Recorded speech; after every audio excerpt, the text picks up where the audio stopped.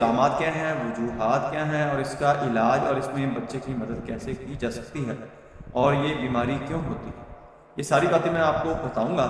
آپ نے میری ویڈیو کو لائک کرنا ہے، شیئر کرنا ہے تاکہ جن لوگوں تک میری ویڈیو نہیں پہنچ رہی ان تک پہنچنا شروع ہو جائے۔ آج کی ویڈیو میں ہم ایک بہت اہم موضوع پر بات کریں گے جو کہ آٹزم اسپیکٹرم ڈس آرڈر ہے۔ یہ ایک ایسا ڈس آرڈر ہے کہ جس میں ASD آرڈر کے بارے میں بہت سے لوگ اچھی طرح ابھی تک جانتے نہیں ہیں، صحیح طور پر ان کو معلومات نہیں ہے اس کے بارے میں۔ آج ہم اس کے بارے میں تفصیل سے بات کریں گے، علامات، وجوہات اور ممکنہ علاج کے بارے میں بھی جانیں گے۔ پہلے ہم یہ دیکھتے ہیں کہ آٹزم ڈس آرڈر ہے کیا۔